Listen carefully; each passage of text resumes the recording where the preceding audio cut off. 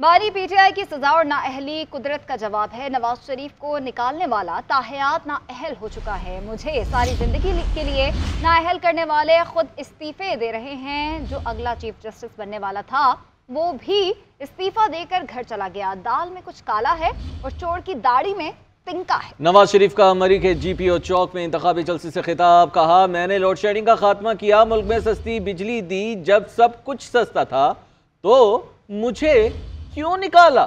मुझे निकाल कर वो मेरी जगह किसको लाए? उसने झूठ बोले। वो मुर्गियां, अंडे और कट्टे कहां चले गए? 50 लाख घरों में से किसी एक को भी क्या कोई घर मिला? अफसोस है कि मेरे जाने के बाद मुल्क का क्या हाल हो गया। सालों के बाद आज मरी आया हूं और आपसे दूर कर दिया गया। मुझे बहुत अफसोस है कि मेरे जाने के बाद इस मुल्क को क्या हो गया। लोड शेडिंग खत्म की या नहीं की बोलो, बिजली सस्ती की या नहीं की बोलो, महंगाई खत्म की या नहीं बोलो, मोटरवेज बनाई या नहीं बनाई बोलो, रोटी 4 रुपए की या नहीं की बोलो, आटा 35 रुपए का था या नहीं था बोलो, नवाज शरीफ का जमाना अच्छा था ये जमाना अच्छा है बोलो। भाई आपने फिर मुझे क्यों निकाला आपने मुझे? और आज वो खुद इस्तीफा दे के घर जा रहे हैं। कोई दाल में काला है ना, चोर की दाढ़ी में तिनका है ना। वो तो 8 महीने के बाद चीफ जस्टिस बनने वाले थे। अल्लाह की कुदरत देखिए, मुझे निकालने वाले कहते थे कि सारी जिंदगी के लिए डिस्क्वालीफाई कर दिया है। आज वही नवाज शरीफ आपके सामने खड़ा है। ये जो मेरा भतीजा है ओसामा, ये इंशाल्लाह कामयाब हो जाएगा ना। You love me, Nawaz Sharif also loves you. Vote की पर्ची अवाम की किस्मत और आने वाली नस्लों का फैसला होता है। वोट की पर्ची कागज का टुकड़ा नहीं, सोच समझ कर वोट डालना घुसपैठियों को हराना है। मरीम नवाज का मरी में जलसे से खिताब। कहा, हुक्मरान अल्लाह ताला और अवाम को जवाबदेह होते हैं। इस इलेक्शन में मरी वाले इस हुक्मरान से जवाब मांगे कि जब लोग यहाँ मर रहे थे वो कहाँ था। क्या नवाज शरीफ को कभी घर बैठे देखा है? जब नवाज शरीफ आते हैं तो मजदूरों के घर का चूल्हा जलता है, लोगों को रोजगार मिलता है। मरीम नवाज का मरी के मसाइल हल करने का वादा, कश्मीर बनेगा पाकिस्तान का नारा भी लगाया। पिछले 5 साल में बाकी पाकिस्तान की तरह मरी में भी कुछ घुस आए थे और उन्होंने जो timber mafia, building mafia, plaza mafia बना दिया। 5-5 लाख में उन्होंने सौदे कर दिए और मरी की सारी खूबसूरती खराब कर दी, रिश्वत खा ली। इंशाअल्लाह ताला इनको आपने सबने मार भगाना है यहाँ से। मुझे वो बेहिसी भूलती नहीं कि मरी में सैकड़ों अफराद बर्फ के नीचे दबकर हलाक हो गए, लेकिन वो जो बेहिस हुक्मरान थे उनके कान पे जूं तक नहीं रेंगी। मैं अल्लाह ताला को गवाह बना के कहती हूँ, उस दिन मैंने ये फैसला किया था कि मरी वालों की दिन रात खिदमत करके उनकी सारी मुश्किलात को आसान करेंगे इंशाअल्लाह ताला। अपने शेर को वोट दिया और नवाज शरीफ को खिदमत का मौका दिया तो इंशाअल्लाह मरी के घर घर में हम गैस पहुंचाएंगे। इंशाअल्लाह ताला बेहतरीन सेहत की सहूलियात आपके दरवाजे पर पहुंचाएंगे। पाकिस्तान पीपल्स पार्टी की रहनुमा पलवेशा खान ने कहा है कि हमें खदशा है कि नून लीग इलेक्शन के दिन झगड़ा करेगी। इस्लामाबाद में मीडिया से गुफ्तगू करते हुए पलवेशा खान ने कहा कि अतातारड़ का लहजा और बदतमीजी बता रही है कि उनको अपनी शिकस्त नजर आ रही। मजीद कहा, इलेक्शन कमीशन इनकी धमकियों पर नजर रखे और नोटिस ले। तो लबो लहजा इस वक्त अतातारड़ साहब का है। वो लबो लहजा किसी मुहज्जब शख्स वाला नहीं है, बल्कि ये गुंडागर्दी के जुमरे में आता है। और अतातारड़ साहब की मुंह से निकलने वाली झाग ये बताती है कि शिकस्त जो है वो उनको दीवार पर लिखी नजर आ रही। शिकस्त उनकी नविश्ता दीवार है और हम उन्हें बताना चाहते हैं कि जो उन्होंने धमकियां दी हैं कि 8 फरवरी को इलेक्शन खत्म हो जाएंगे, 9 फरवरी भी आएगी, तो हम उन्हें बताना चाहते हैं 9 फरवरी जरूर आएगी अतातारड़ साहब। हम ये इलेक्शन कमीशन से ये अपील करते हैं कि वो इस पर नोटिस, न सिर्फ नोटिस बल्कि फौरी एक्शन।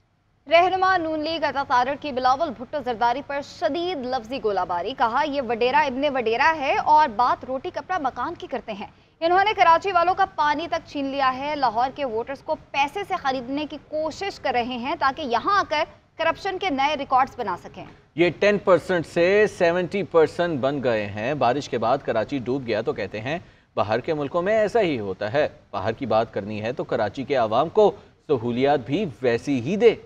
बिलावल भुट्टो ज़रदारी साहब एक वडेरे हैं, वडेरा इब्ने वडेरा है। कराची डूबा हुआ है। अब बाहर के मुल्कों की तस्वीरें लगा के कह रहे हैं बाहर भी ये होता है, बारिश जब आती है तो पानी आ जाता है, तो लाहौर में जब बारिश आती है तो पानी नहीं आता। यहाँ पे ड्रेन बने हैं, यहाँ पे सीवरेज का सिस्टम बिछाया गया है। बिलावल भुट्टो घबरा के, डर के, खौफ के साए में ये खरीदारी कर रहा है। लाहौर के गयूर अवाम तुम्हारे पैसे को रिजेक्ट करेंगे। मिस्टर 10% से मिस्टर 70% का लक़ब मैं देना चाहता हूँ आपको कि आपने यहाँ पे जो रेट लगाए हैं और जो वोट खरीदने की कोशिश की है, जमीन खरीदने की कोशिश की है, आपकी हिकमत अमली कामयाब नहीं होगी।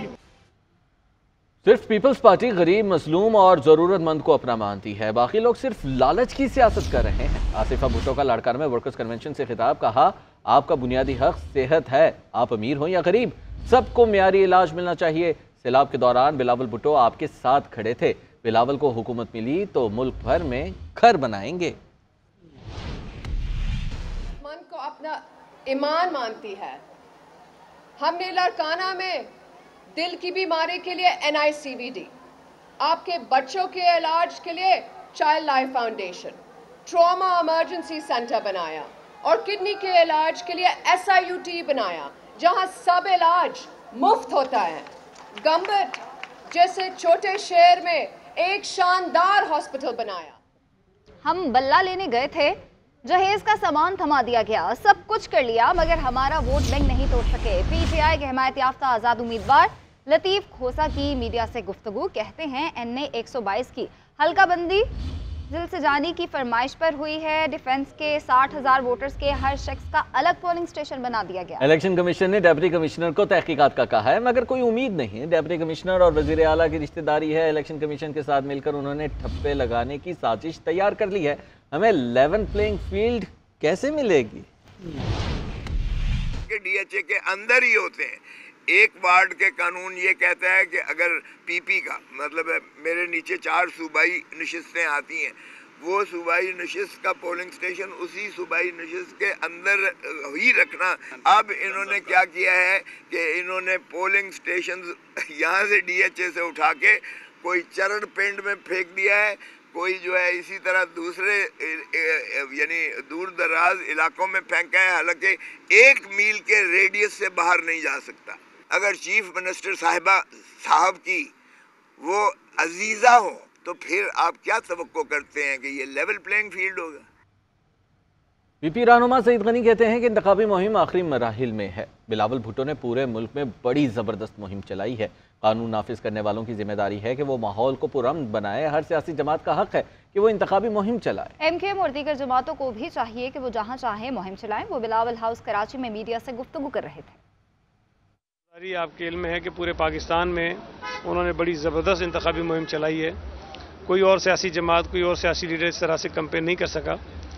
और कराची में अब ये एक ही दिन उन्हें मिला है कराची की इंतखाबी मुहिम में हिस्सा लेने के लिए, तो उन्होंने ये फैसला किया कि वो कराची के मुख्तलिफ इलाकों में मुख्तलिफ डिस्ट्रिक्ट्स में दौरा करेंगे और मुख्तलिफ मकामात पर पार्टी कारकुनों से, शहरियों से खिताब करेंगे। अब ये इंतज़ामिया की ज़िम्मेदारी है, पुलिस की ज़िम्मेदारी है, लॉ इन्फोर्समेंट एजेंसीज़ की ज़िम्मेदारी है कि वो इस बात को यकीनी बनाएं कि ये हमारा जो काफ़िला है और बिलावल भुट्टो ज़रदारी साहब का जो सफ़र है उसको सिक्योरिटी फराहम करें और वो पुरअमन रहे। पाकिस्तान समेत दुनिया भर में आज यौम यकजहती कश्मीर मनाया जा रहा है और मुल्क भर में हाथों की जंजीरें बनाकर कश्मीरियों से इज़हार यकजहती तो शहर शहर रैलियां भी निकाली जा रही। मुजफ्फराबाद, मीरपुर, इस्लामाबाद, कराची और पेशावर समेत कई शहरों में मुख्तलिफ तकरीबात का अहतमाम किया गया।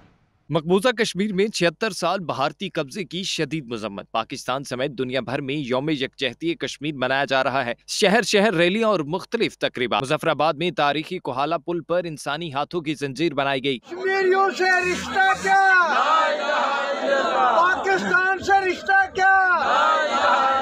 वादी नीलम के बुरहान वानी शहीद चौक में भी इंसानी हाथों की जंजीर बनाकर दुनिया को पैगाम दिया गया। मीरपुर के मंगला पुल पर सिविल सोसाइटी ने इंसानी हाथों की जंजीर बनाई। मुजफ्फराबाद जीप रैली के शुरका ने शारदा में सियाहों और मकीनों के साथ मिलकर बर्फ पर इंसानी हाथों की जंजीर बनाई। इस्लामाबाद में 2 मुख्तलिफ मकामात से रैलियां निकाली गयी। वज़रा के अलावा सिविल सोसाइटी की बड़ी तादाद रैलियों में शरीक हुई। वज़ीर इत्तलात मुर्तजा सोलंकी ने कहा कि आज हम कश्मीर की आज़ादी से कभी पीछे नहीं हटने का अज़म दोहराते हैं। डी चौक पहुँचने पर शुरका ने 1 मिनट की खामोशी इख्तियार की। आज का ये जो इज्तिमा है सिर्फ यहाँ का नहीं बल्कि कश्मीरी दुनिया भर में अपने इस अज़्म को दोहराते हैं। कराची, पेशावर, मुल्तान और फैसलाबाद और गुजरांवाला समेत कई शहरों में यौम यकजहती कश्मीर पर रैलियां निकाली गईं। शहरी बैनर्स और प्ले कार्ड्स थाम कर रैलियों में शरीक हुए और भारतीय तसल्लुत खत्म करने का मुतालबा दोहराते रहे।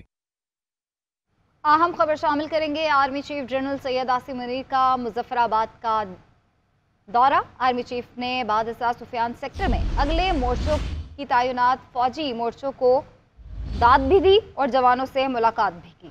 अपने नाजरीन को अहम दौरे के हवाले से बता रहे हैं। Army chief general Syed Asim Munir ने मुजफ्फराबाद का दौरा किया है और आज यौम यकजहती कश्मीर वो भी मनाया जा रहा है। आर्मी चीफ ने बादशाह सुफियान सेक्टर में अगले मोर्चों की तैनाती और फौजी मोर्चों का दौरा किया है और जवानों और अफसरान को उन्होंने मुलाकात की है उनसे और साथ ही साथ उन्होंने उनके अज़्म को भी सराहा है। मज़ीद क्या तफसीलात है बताने के लिए डिप्टी ब्यूरो चीफ एजाज़ अहमद हमारे साथ मौजूद हैं। जी एजाज़, बताइएगा इस हवाले से।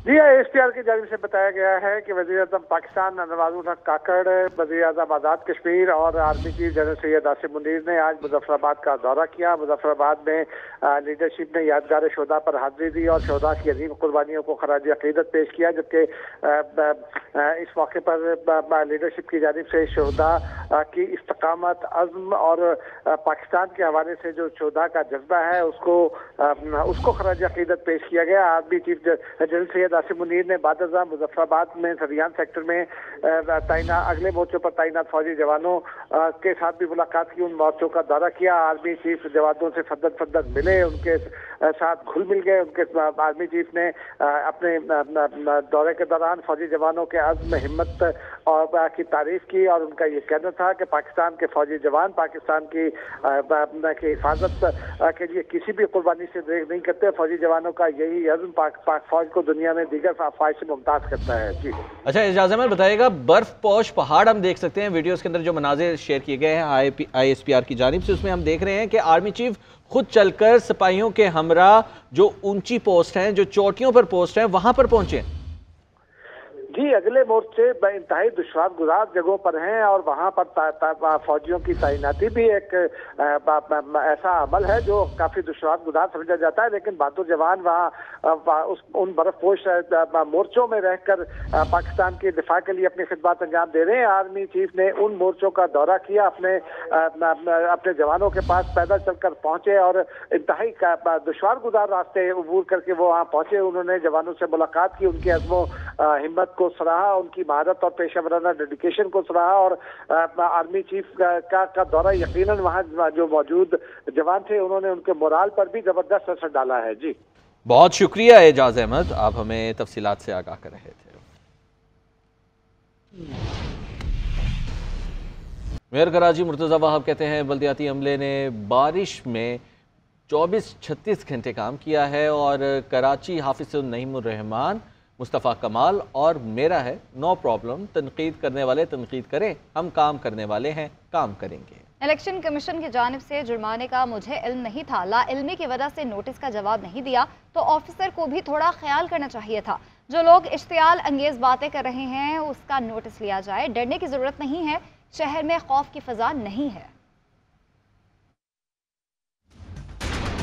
मैं भी कराची में घूम रहा होता हूँ। नईमुर रहमान के लिए डिफरेंट कराची है, मेरे लिए तो डिफरेंट कराची है। मुस्तफ़ा कमाल के लिए डिफरेंट कराची है, मेरे लिए डिफरेंट कराची है। आखिर में मसले के हल के लिए ना मुस्तफ़ा कमाल जाएगा ना नईमुर रहमान जाएगा, ये जाएगा आपका भाई। इन लोगों का काम है तनकीद करना, ये हर चीज पर तनकीद करते हैं और तनकीद ही करते रहेंगे। अपने कमरे में बैठ के सोशल मीडिया पे वीडियो बनाना या अपने दफ्तर में बैठ के प्रेस कॉन्फ्रेंस करना सबसे आसान काम होता है। मुझे रीजनल इलेक्शन कमिश्नर ने नोटिस दिया, मैंने जवाब दे दिया। मुझे एक डिस्ट्रिक्ट के मॉनिटरिंग ऑफिसर ने नोटिस दिया, मुझे पता नहीं है उसका, उन्होंने मुझे जुर्माना आयद कर दिया। कल जब मैं काम कर रहा था कराची की सड़कों पर, बजाय इसके कि वो थोड़ा सा खामोश रहते, उन्होंने उसके ऊपर भी मुझे नोटिस दे दिया या जुर्माना दे दिया। इस शहर की खातिर 50,000 किया, 50 लाख भी देना पड़े मैं दूंगा। हल्का कोहसार मरी में अचानक बर्फबारी का सिलसिला शुरू होते ही मरी में मौजूद सयाहों के चेहरे खिलखिला उठे। सयाहों की बड़ी तादाद बर्फबारी से लुत्फ अंदोज हो रही है। मरी में बर्फबारी की ताज़ा तरीन सूरत हाल बताएंगे मरी में मौजूद हमारे नुमाइंदे सज्जाद अब्बासी।